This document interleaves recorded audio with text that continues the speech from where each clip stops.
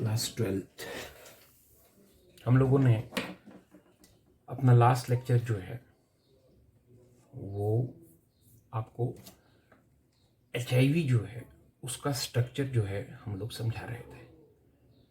Ads disease जो है उसे हमने पढ़ना शुरू किया था और एड्स पढ़ने के दौरान लास्ट लेक्चर जो हमने दिया उसमें हमने आपको एड्स का जो पॉजिटिव ऑर्गेनिज्म है जिसे हम HIV यानी ह्यूमन इम्यूनो डेफिशिएंसी वायरस या ह्यूमन टी लिम्फोट्रोपिक वायरस या लिम्फ एडिनोपैथी वायरस के नाम से जानते हैं और कॉमनली हम सभी से सिर्फ HIV के नाम से जानते हैं। उस वायरस का डिटेल्ड स्ट्रक्चर जो है आपको पिछले लेक्चर में मिलेगा और जैसे देखा आपने उसमें कि HIV एक रेट्रो वायरस है, मीन्स इसका जेनेटिक मटेरियल RNA है, लेकिन RNA के साथ रिवर्स ट्रांसक्रिप्टेज एंजाइम होने की वजह से ये अपने RNA से DNA बना सकता है और RNA से DNA बनाने की कैपेबिलिटी को हम लोग रिवर्स ट्रांसक्रिप्शन कहते हैं और जो वायरस ऐसा कर सके उसे रेट्रो वायरस कहा जाता है। सो HIV एक रेट्रो वायरस है। इसके जेनेटिक मटेरियल में RNA सिंगल स्टैंडर्ड RNA के 2 फ्रेगमेंट्स हैं और साथ में रिवर्स ट्रांसक्रिप्टेज एंजाइम है। डबल प्रोटेक्शन है क्योंकि इसके ऊपर प्रोटीन के 2 कोट हैं, एक P24 अंदर से और P18 बाहर से। इसके अलावा इसके ऊपर एक लिपिड बाइलेयर भी है जो बेसिकली जिस सेल को ये इन्फेक्ट करके बाहर निकला है उसकी सेल मेम्ब्रेन को इसने अपने ऊपर रखा है।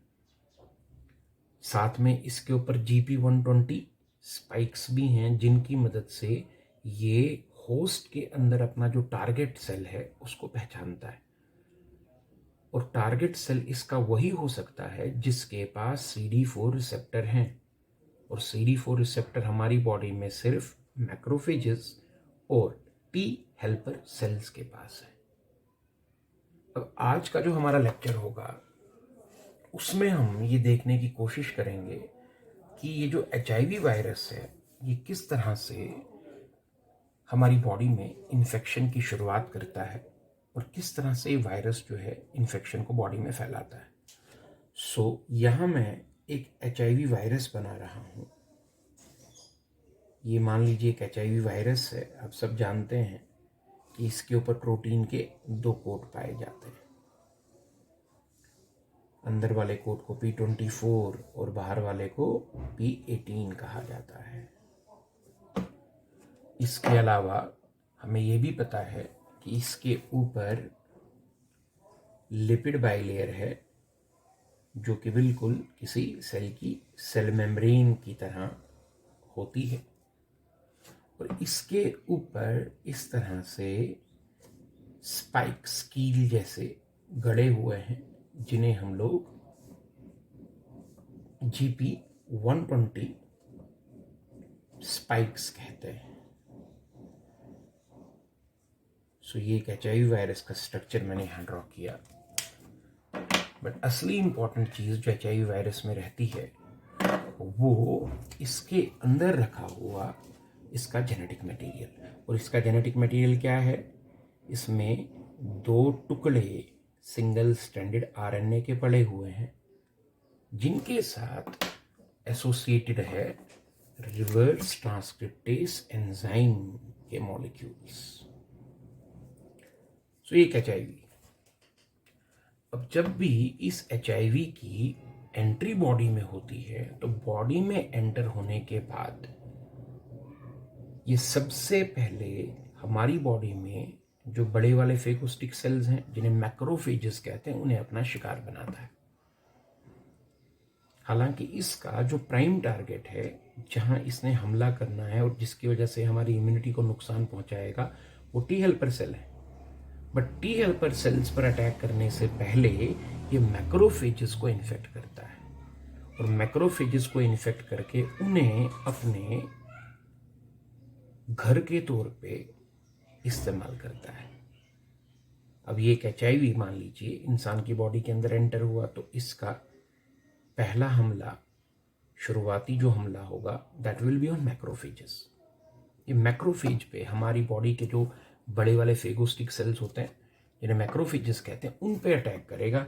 अब ये मान लीजिए हमारा मैक्रोफेज है, ये हमारा एक फेगोस्टिक सेल है मैक्रोफेज, ये इसके ऊपर जाकर चिपक जाएगा। अब ये मैक्रोफेज पर ही क्यों चिपकेगा, बाकी सेलों पर क्यों नहीं चिपकेगा? इसका सिंपल सा आंसर ये है कि मैक्रोफेज की सेल मेम्ब्रेन पे वो CD4 रिसेप्टर्स मौजूद होते हैं जो इन GP120 स्पाइक्स के स्पेसिफिक होते हैं।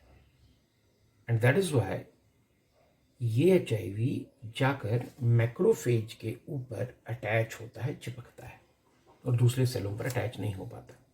अगर इस पर भी ये CD4 रिसेप्टर नहीं होते तो HIV इसको भी अपना शिकार नहीं बना सकता था। अब क्या होगा? अब जैसे ही HIV वायरस मैक्रोफेज, ये हमारी बॉडी का मैक्रोफेज है, होस्ट की बॉडी का मैक्रोफेज है, ये मैक्रोफेज पर जाकर जब चिपकता है तो इसका जो अपना लिपिड बाइलेयर है वो जैसे ही मैक्रोफेज के सेल मेम्ब्रेन की कांटेक्ट में आता है, क्योंकि ये जैसे ही सेल मेम्ब्रेन के कांटेक्ट में आता है तो आप सब जानते हैं कि सेल मेम्ब्रेन्स जो होती हैं ये कैसी फ्लूइड इन नेचर होती हैं, आपस में घुल जाती हैं। तो जैसे ही सेल मेम्ब्रेन मैक्रोफेज की HIV वायरस की लिपिड बाइलेयर के कांटेक्ट में आती है तो वो मेम्ब्रेन इसमें डिसॉल्व हो जाती है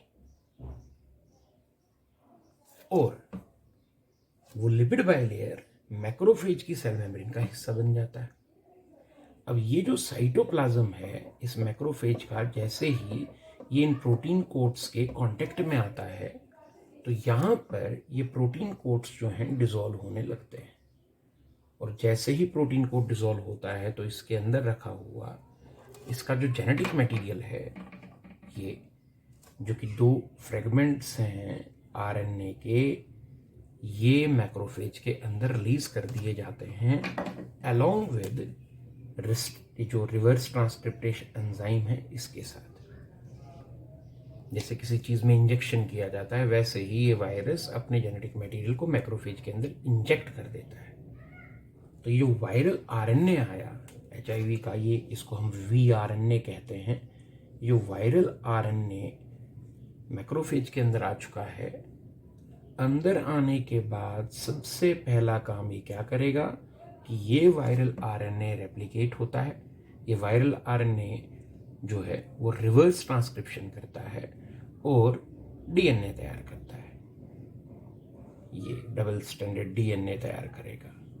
सो ये अगर वायरल RNA है और इससे ये DNA बना है तो इसे हम vDNA यानी वायरल DNA कहेंगे और इस प्रोसेस को ही रिवर्स ट्रांसक्रिप्शन कहते हैं, RNA से DNA बनना।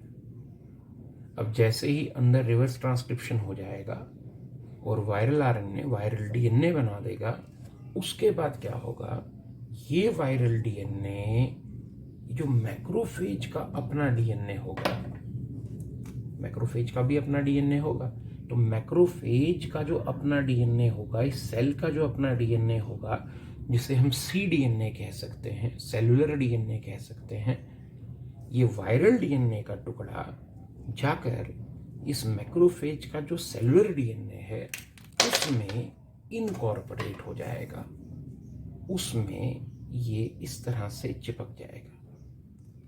और जब सेलुलर DNA में वायरल DNA चिपक जाता है तो ये DNA पोल्यूट हो जाता है, इस DNA में कुछ नई मिक्सिंग हो जाती है।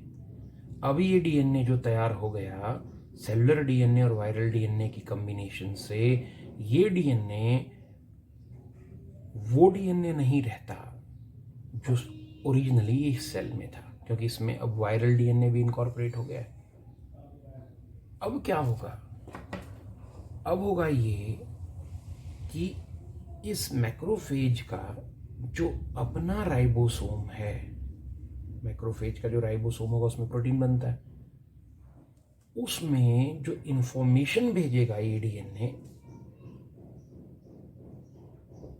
मैसेंजर RNA की शक्ल में, तो यहाँ से जो मैसेंजर आरएनए बनेगा इस डीएनए से और राइबोसोम में प्रोटीन बनवाने के लिए जाएगा, उसमें इंफॉर्मेशन न सिर्फ मैक्रोफेज के सेलुलर डीएनए की होगी बल्कि वायरल डीएनए की भी होगी। और इसका नतीजा ये होगा कि इस राइबोसोम में, इस मैक्रोफेज के राइबोसोम में जो सेल के अपने प्रोटीन्स होंगे, मैक्रोफेज के अपने प्रोटीन होंगे, उनके अलावा वायरस की ज़रूरत का जो प्रोटीन है, जैसे P24 है, P18 है, GP120 स्पाइक्स हैं, इसके अलावा रिवर्स ट्रांसक्रिप्टेस एंजाइम है, ये सब कुछ बनना इस वायरस, इस मैक्रोफेज के अंदर शुरू हो जाता है। तो एक HIV इन्फेक्टेड मैक्रोफेज जो है वो HIV के लिए रिक्वायर्ड तमाम चीज़ों का प्रोडक्शन सेंटर बन जाता है।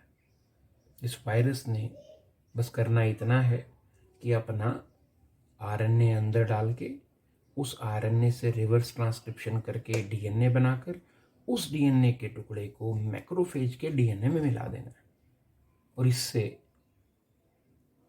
अब होगा ये कि इस मैक्रोफेज में अपनी जो ज़रूरत की चीज़ें हैं उनके साथ साथ वायरस की ज़रूरत की भी तमाम चीज़ें जो हैं वो बननी शुरू हो जाएंगी, उनकी फैक्ट्री लग जाएगी।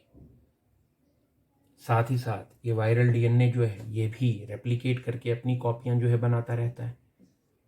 तो अब इसमें सब कुछ इस वायरस के अकॉर्डिंगली बन रहा है।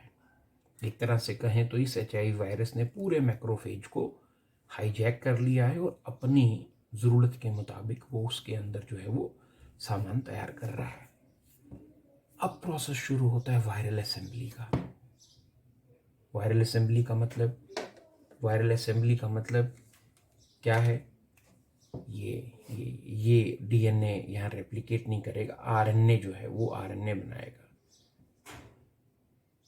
वायरल असेंबली का मतलब कि 2 मॉलिक्यूल वायरल आरएनए के लिए जाएंगे, एक P24 एक P18 लेके यहाँ इस सारे मटेरियल का इस्तेमाल करके इस तरह से वायरसेस की फॉर्मेशन जो है इस मैक्रोफेज के अंदर शुरू हो जाएगी।